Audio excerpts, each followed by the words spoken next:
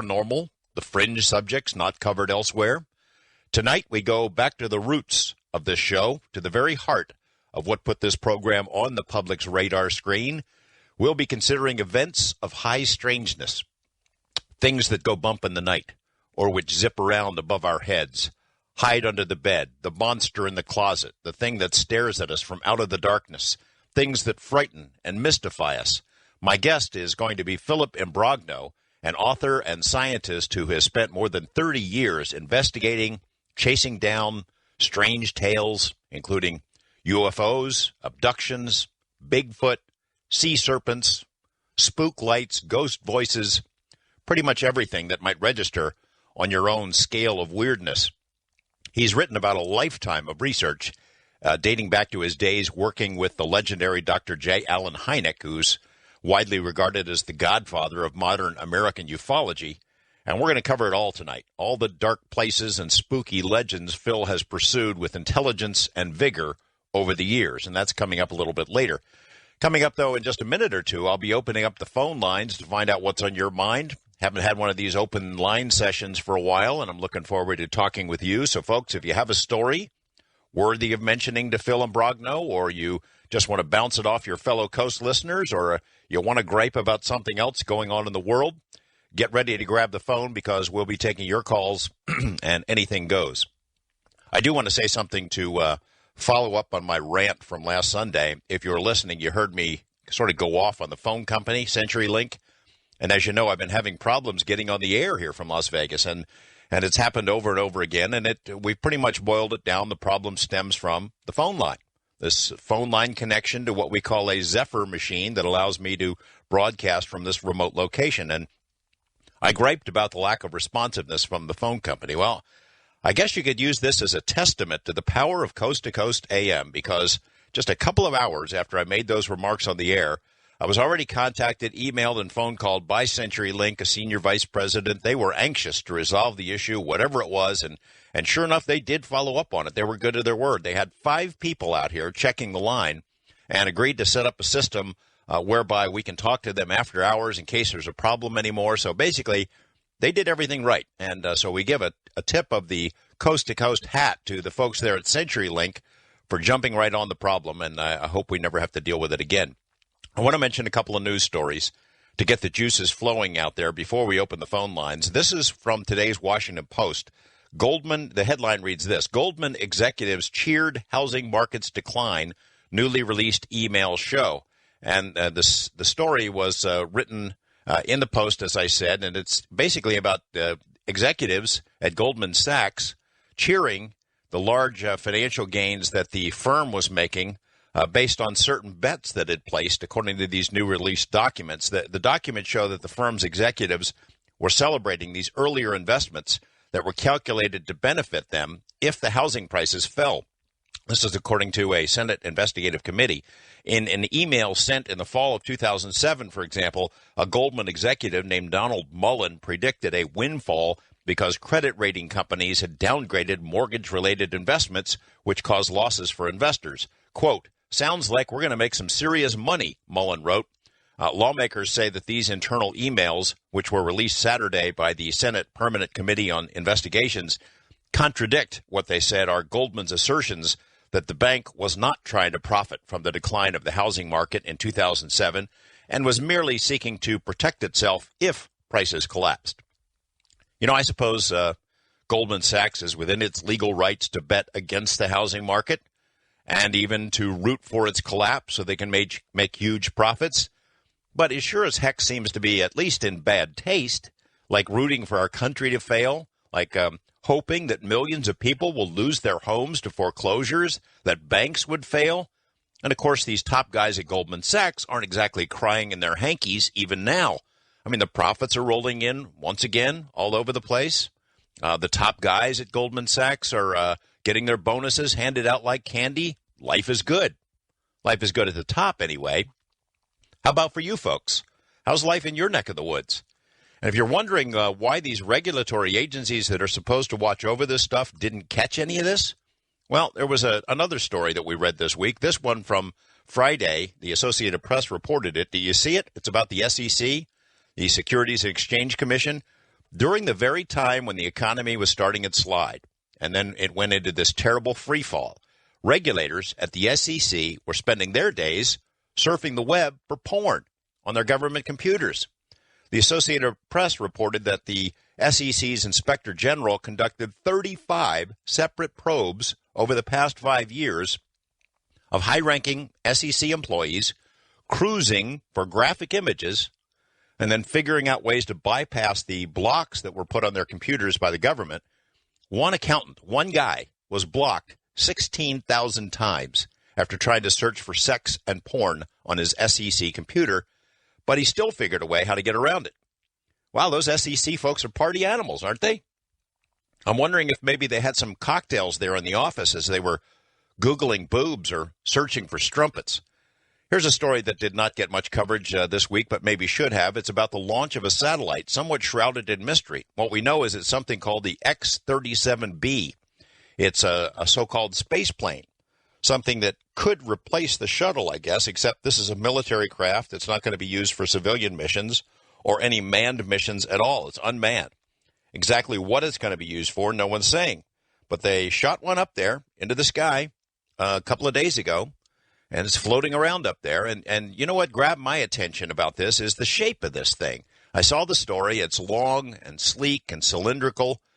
You know what it looks like to me? It looks like what eyewitnesses say they saw on around that crash alongside the Colorado River nearly 2 years ago near Needles, California. Remember, we covered the story extensively here on Coast to Coast. I also did it on television.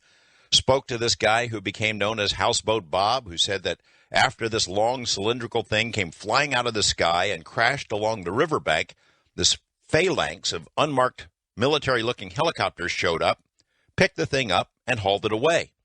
And I've filed all kinds of freedom of information requests with the government since then. No one will acknowledge that anything at all happened out there on the river or that anyone was sent out helicopters to look for whatever it was that did or did not crash, though I have located a number of eyewitnesses to what happened. And now that I see this space plane, this X-37, I'm just wondering if one of those were being tested, somehow got loose, got off the reservation, so to speak, and crashed out there. Google the story if you want, folks, and see the craft for yourself. Even if this isn't what crashed near Needles, it's a very interesting story that this space plane was put up there into orbit. I mean, who's flying it? It's unmanned, of course, so someone down here is flying it, but what are they doing? What's its mission? And if you have any ideas about that, you can call me up and let me know. We're going to take a break now. When we come back, I want to mention a couple of other things that are on the Coast website for your enjoyment. And then I'll pop open the phone lines and find out what is on your mind tonight. Stay there. I'm George Knapp. This is Coast to Coast AM. Thank you for spending some time with us tonight. I'm George Knapp. This is Coast to Coast. The phone lines are open. I'll be taking your calls momentarily. A couple of odd or interesting stories compiled by our webmaster Lex and yours truly posted tonight on the Coast to Coast site for your amusement or enlightenment. Take your pick. That story about Stephen Hawking warning against communicating with aliens, still there on the website. Something I plan to ask our guest about, Phil Imbrogno, who will be here at the top of the hour to talk about his new book, Files from the Edge. Stephen Hawking is a smart guy, one of the smartest guys in the world, but he's always been hostile to the alien story. I just kind of find it odd that he now says, oh, yeah, they're out there. They're out there, but maybe we shouldn't talk to them. It's just weird. Under the Knapp's news section tonight, a story along the same lines. It's from the New York Times. It's actually a book review of a new work by a guy named Paul Davies. He's a cosmologist who has long worked with the SETI program, but he's not one of those typical stick-in-the-mud SETI guys when it comes to evaluating whether there are aliens out there or down here or anywhere. And I think Professor Davies would make one great guest for this program, but I should tell you that so far we've asked him, and he's declined. Hey, Professor Davies, we promise we'll be nice. Come on the show sometime. Folks in Houston, Texas, have been seeing something very weird in their skies. Someone sent me some YouTube video of objects that were videotaped last night over Houston. Lex is putting the video, I think, on the website, so let me know what you think about it after you get to take a look at it. We also have an article posted from CNN which speculates what if there really are aliens out there, what effect it would have on us. Two other stories sort of more down to earth. One is about the drug war that's raging on the Mexican border. I don't think we can really appreciate what is going on down there or how serious a threat this is. It is It's out of sight, out of mind kind of a thing. And even though there are occasional news stories here and there, and the network covers some of it, they don't do it justice. This is really getting bad. I mean, murder's an everyday occurrence. The Mexican army is fighting street battles against these cartels, daylight shootings, firefights. This is serious stuff. And it almost looks as if these cartels are trying to draw us into it for whatever reason. They might regret getting what they wished for. We have one other story of interest. It's about what killed the dinosaurs. You know, a new theory says it might not have been the result of a comet or meteor strike. Maybe it was climate change. Obviously, we're not talking about man-made global warming, since this happened a long time ago. This is different climate change. The temperature of the oceans apparently changed. Take a look at the story. You'll see what I mean. Time now, we're going to go to the phone lines. I know that Gina has lined up some good stuff. Wildcard line to begin with. First wildcard line, who's there? Kyle in Maryland? Yes, sir. I was calling with a prayer request for my father-in-law. They're not expecting him to live through the night, and so if I could get anyone to pray for my father-in-law and my wife, I would greatly appreciate it. All right, Kyle, we're certainly send some good vibes your way there, and folks, give a good thought there for Kyle. Wildcard line, Blair in Sedona, Arizona. Hi, Blair. Hey, George. It's funny you mentioned Mexico. I was in Cancun and Yucatan in January, and we went to some of the Mayan sites. The Mexican army is out there with their AK-47s on all the major intersections and stuff, and some of the resorts have got armed guards standing out there. So I know what you're talking about. I was down there. This can't be good for tourism. You know, the last I love Mexico. I love it. Acapulco and Cancun and the tourist towns and everything, the beaches, it's great. But I'd have to think long and hard about going anywhere in Mexico. Even though the Mexican army is standing around, I mean, that's almost unsettling, isn't it, that troops are in these tourist towns? Well, it's a false sense of security, but basically, I think with Goldman Sachs and stuff, it gets down to what Catherine Austin Fitts said on George's show a few months ago. She said the problem is not financial, but political, the engineering of debt into a coup d'etat of government, you know? And when they mentioned the FBI is too busy fighting terrorism to go after these crimes on your show last week, that sort of proves we're in some of that kind of phase right now, George. Well, I don't know if it's all connected. You rattled off quite a list there, but back to this Mexican drug thing, it does seem like the cartels are almost daring us to get involved, although I can't see how it would benefit them to have American troops sent to the border more than we have now. Well, you talked about it last year in May when you had your rant on the illegality of marijuana.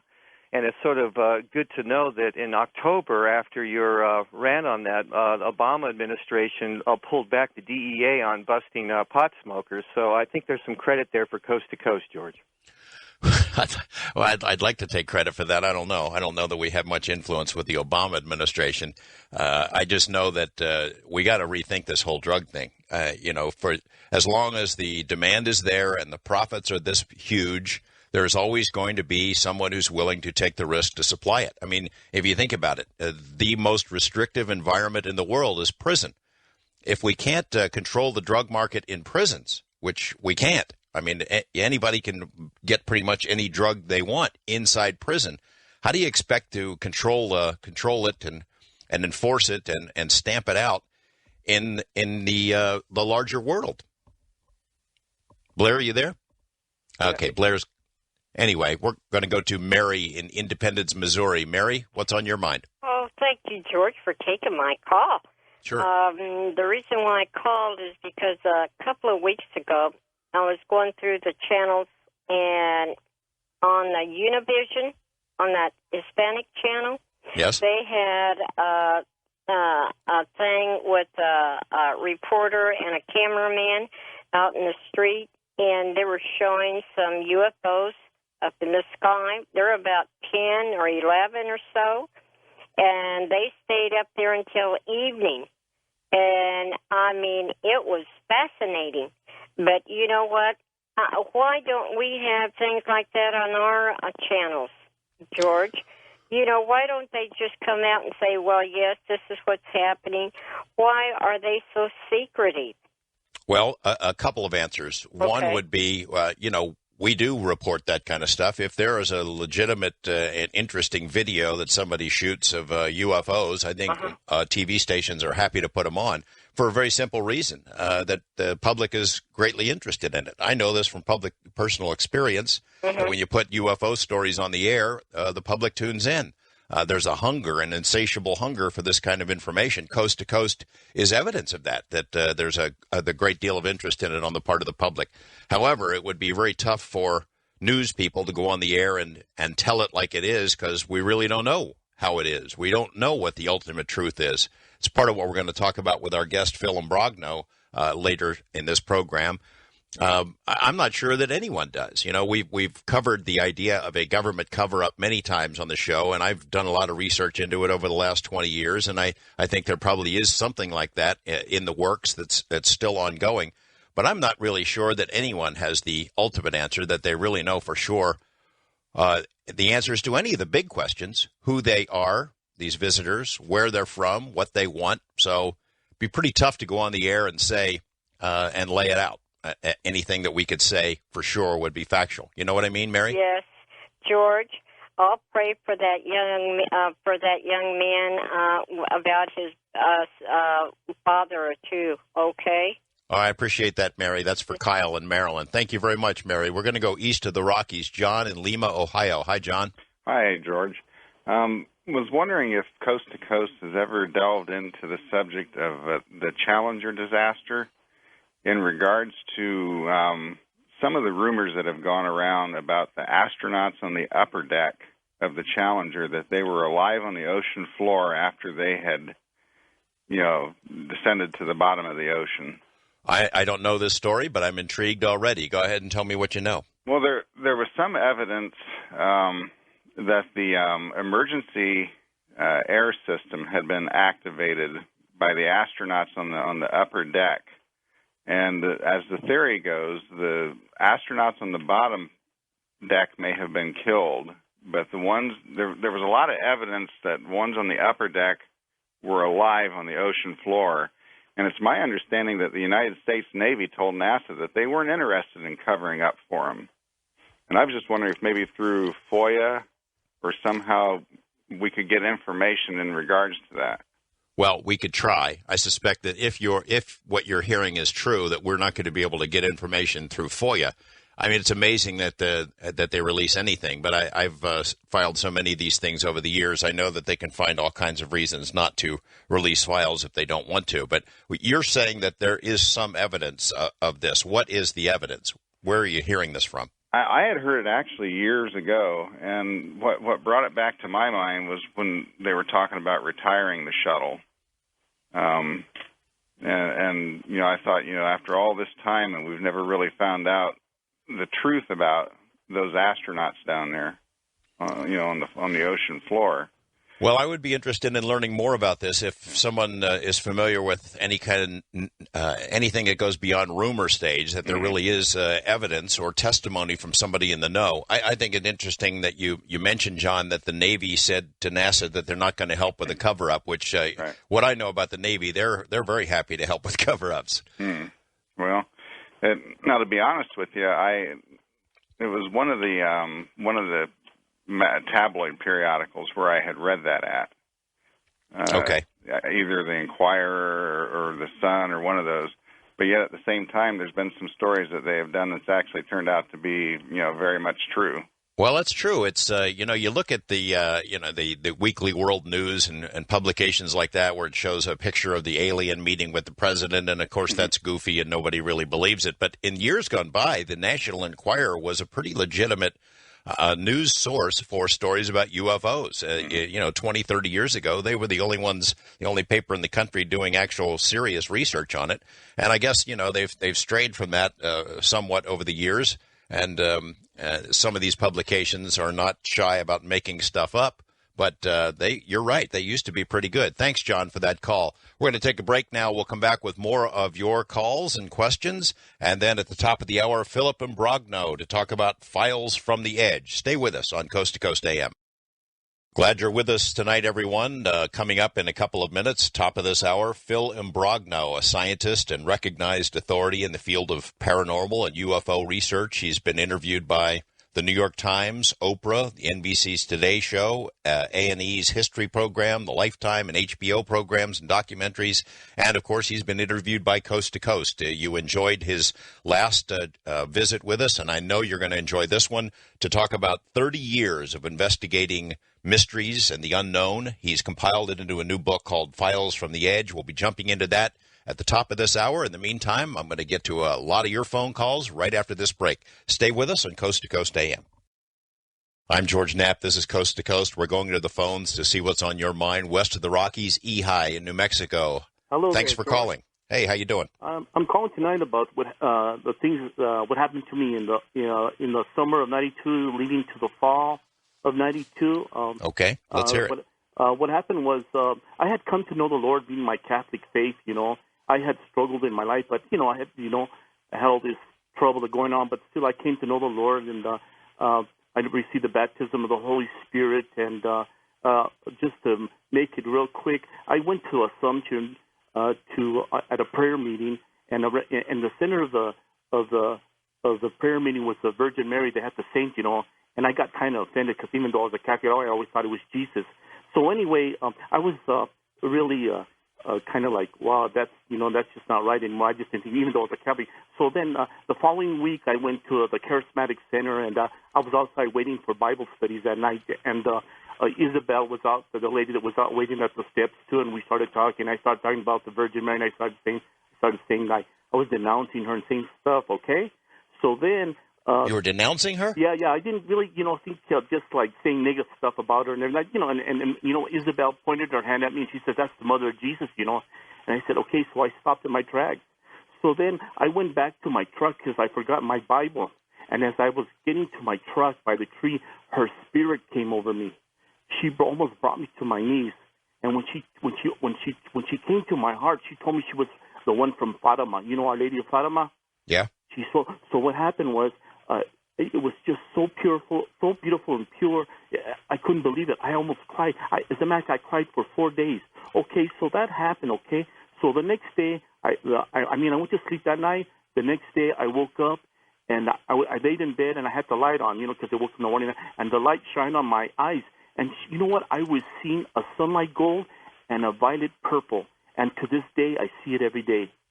You see it every day. Wow. Yeah, I think a lot of people in the audience are probably envious of you. You think it is something related to Virgin Mary then? Yeah. Now watch this. So I see the sunlight gold, but guess what? When I sleep at night, I see it in darkness. So when my lights are closed, I see the sunlight gold and the purple. Okay, that happened, okay? So then that happened in October on the Feast of Avila. Okay, so then when December came, it was a Wednesday, and we had communion at the Charismatic Center, and I never drank from the chassid because I always felt something about drinking wine, So I guess Josephine, one of the ladies, said, "Well, you got to drink out of a cup because it's real powerful." So sure enough, I drank out of a cup and I took the host. I went home that night. That morning, I woke up. I went to work. I worked for Town and Country. He was a contractor. He built homes, cabinets, everything inside the big giant warehouse, So I go in that morning, and nothing happened at all. And I had to do a new southwest door, for where I work, So I was going into the office, and as I was going to the office, on top of the office was this incredible giant angel with a sword and shield, white wings. His hair was split, and he was just there. He just caught me, and I looked. And I couldn't believe it. I was fearful. So I looked at him, and I was already close to the office. So he was on the office. So I went in, and I got my information from my boss, Frank. And as I walked out, I was kind of intimidated because I didn't understand. So I was going to my table, and there was another one about 40 feet in the center of the warehouse standing there. He made a gesture when he saw me, and as I saw him too, I was in total awe. I just went to my work. I didn't tell none of my workers anything about it. I mean, they were just humongous. They were just so big and beautiful. So anyway, the whole day I worked. I went along with my business. I didn't say anything. So I was waiting as the time left, I was going out the door. The one by the table, the one that I saw by my table, he disappeared first. So the one on top of the office was still standing there. As soon as I caught his eye, he disappeared. So I said, "Oh wow, they're gone. You know, I'm okay." So I'm going out the door northwest. The one that was on the office appeared to me. He must have been about like 6 to 7 feet away. As I got close, he was just so beautiful, and the wings were like white, just so beautiful. I couldn't believe what I was seeing. He was just a beautiful angel, but he was about 7 to 8 feet tall. So as I got close, I stopped in my tracks, and I looked at him. His eyes were so beautiful, like a turquoise blue, and I couldn't believe how beautiful he looked. So he rolled his eyes, and I looked above his eyes, you know, and there he had a gold band on his forehead, and he had the letters EHI with scrolls with 3 lines on both sides. So is that you're using that as your name now? Yeah. Well, let me tell you how I got to that. So then I dwelled on that for about 1 year and 3 months, and then in February I was doing a door set, a double arch, you know, since I did the shape. I was in charge of the shapers, you know, and everything, and I did the shaper work. And my friend, I was doing tightening the panels. You know how you put glue in the panels and everything to make the double arches and all like that. To glue them so you can get them ready to run to the shaper. And I noticed on my right hand, I saw the H and I. And I was just kidding with my friend Daniel that was helping me glue the doors and everything. And I told him, hey, you know, I got some letters on my H and I. And he goes, why don't you look for the E? Because I had already told him I had seen an angel with a mess with something on his gold band that had the letters EHI. So sure enough, they all came around the table. And I let the blood drain into my hands. And there they are. Capital letters, EHI, on my right hand. So then I said to myself, wow, what does this mean? I didn't understand, you know.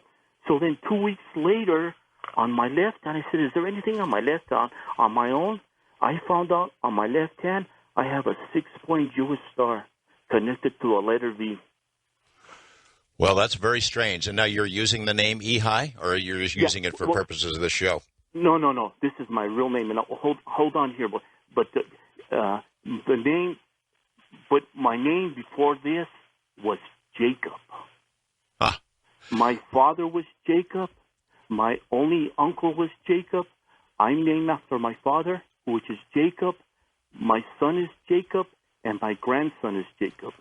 Well, Ehi, that's an interesting story, and I don't know what's going on in your life to warrant these kinds of incidents and sightings, but I can tell you that I'm sure there are a lot of people, Christians and others, who are envious of your experiences. Thanks for calling and sharing it with us. Mike in Georgia on our first-time caller line. How you doing out there tonight? Hey, Mike. Great. I have a kind of a weird philosophy going on, and it's about the fact that the world is becoming overpopulated with people, you know what I mean, human beings. And there is possibly, in my mind, with the building of the space station and all that and trying to get it bigger and hold more people, that they could put everything they need as far as, you know, biological evidence of human existence and actually put some people up there and maybe try to annihilate a lot of the population on the planet so that they can start a new race, because the underlying factor is that you can't exist on a planet in harmony with nature, which keeps us living and which brought us here, with so many people. And our population has increased so much in such a short amount of time that in half the amount of time that it tenfolded itself, there'll be so many people on the planet, you know, there's no answers. There's no way to feed them all the resources that they need. And I just wonder if anybody else out there believes in this, or if I'm just, you know, going off.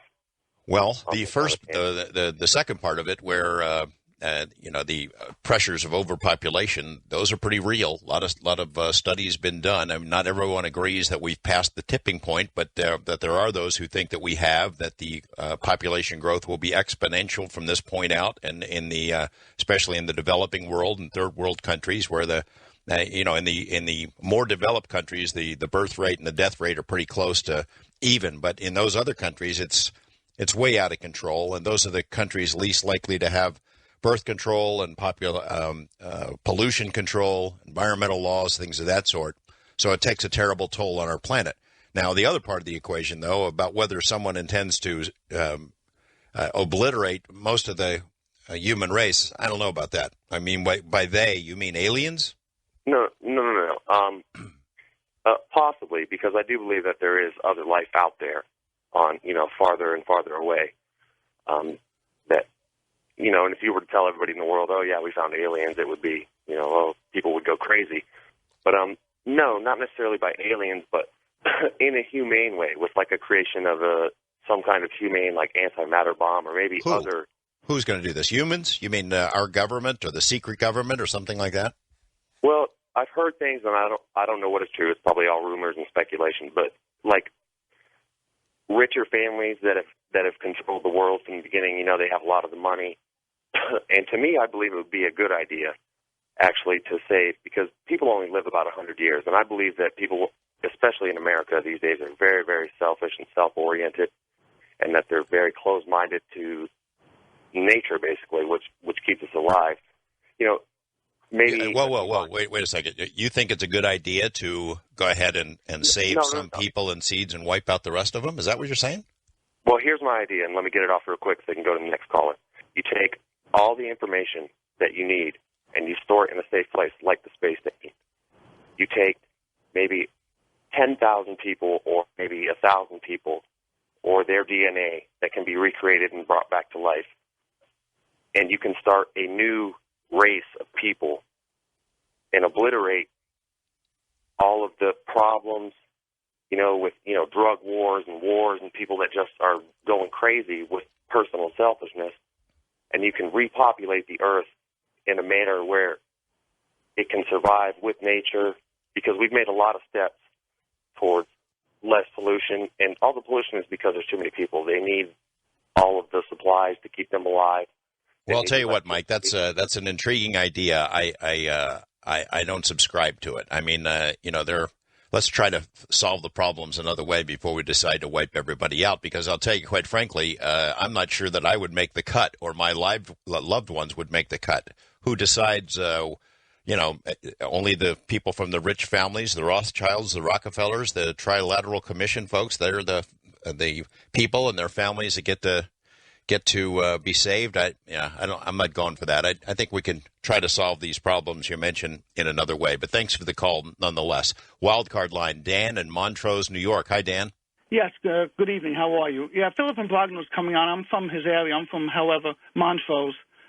About Roswell, what people don't understand is that the whole problem is, like in this world that's real fast, is that the right hand in the first place, they had it right in the first place, and the July 9th article of the paper in 1947, and not knowing what the right hand was doing, what the left hand was, that the government quickly, as you know, had to cover it up, and so the weather balloon was their escape. But think about it. In that first place, the military already examined the craft initially as well, and it says it was inspected. Now, it wasn't inspected by dimwits, but by smart militant personnel, as it says, Intelligence Office of the 509 Bombardment Group of the Army Airfield. Then it was written, then it was flown not back to the Weather Department, but to higher headquarters. I'm sure you know about that, George. Yeah, what's your point? The point is that with that intellect of importance, the Intelligence 509 Bombardment Group, the Army Airfield, it is not likely that these military personnel would accidentally get a weather balloon confused with an alien craft. Like I said, they inspected it. Well, you got no argument here. They well knew what balloons were, or moguls, or anything like that. And it was flown to higher headquarters, and also Nathan Twining said that UFOs are real and not visionary or fictitious. And it was Air Material Command. It was in an Air Material Command letter for anything that comes down. Well, Dan, you get no argument here because, as you recall, Jesse Marcel, the guy who went out to the Brazel Ranch, who saw the material, he was an intelligence officer for the only atomic bomb wing in the world. He was a guy who could certainly be able to tell if something is a weather balloon or not. He described the wreckage, and others described the wreckage as stretching out over a half a mile. Obviously, a weather balloon does not stretch out over a half a mile, no matter how you cut it up. So, Dan, I think you make a good point there and appreciate you calling in. James in Illinois on the wild card line. Hi, James. Hey, George. Nice to talk to you. I actually used to live in Las Vegas, and I believe my sister worked for Channel 8. So really, yeah. And I actually saw you at a stoplight once, and while I was driving by, I actually came to stop. I couldn't exactly get out and say, "Hi, my name is James." But it happens, I knew though. It was you. I think you were driving like a cream or white colored Beamer, older Beamer. But that was way back. Yeah, could be. Yeah, that was way back. Yeah, George, my opinion is really, I totally don't believe in religion anymore, God or any of that. And I don't really want to throw stones at people that do, but my belief is that there's consistently secrets with the higher-ups, and there's always disinformation when they're trying to describe something. Sometimes the disinformation isn't exactly as much as they want it, and people actually are closer to the truth. But I actually believe that right now what's going on is there's an effort to keep men out of space because we're already there, and they don't want you to know about the things that are going on with space flight. They're actually trying to keep us down, make us think that all we need to do is send robots out there to, that's the most efficient way to do it, when in reality they're just trying to keep us out of there so that we don't see what they're actually doing at this very moment. Well, who is the they you're talking about? Just like you were just saying earlier, kind of a secret fringe government that is actually probably somewhat ready to call the shots for the UN in the future as an occupying force and not just a peacekeeping force. Kind of like a world order thing that in the future, if a rogue nation does get hit by something extreme like a nuke or something, that they can press a button so that the whole world does not explode in a nuclear, they're kind of like a safety commission for the entire world. Not that they want to destroy, like the last caller said, the entire world. They just want to make sure that you're in the dark all the time so they can continually move ahead themselves on their separate little level. You understand what I'm saying? Yeah, I do not dispute what you're saying. I don't know who it is out there. I suspect I know our military has a lot of stuff out there that they don't talk to us about and tell us about, and I'm sure they don't want us to know about. We've had Bob Bigelow on the program a couple of times to talk about NASA, and he's opined that NASA is basically a jobs program. Since the space shuttle was launched 30 years ago or so, 7 different new delivery systems have been developed by NASA and canceled. They spend all these billions and billions of dollars on this system, and then they cancel it. It's like it's a jobs program, and as you suggest, James, it's almost as if somebody doesn't really want us to get up in there. And it's not only that they've stood in the way of commercial development of space. People like Bigelow, people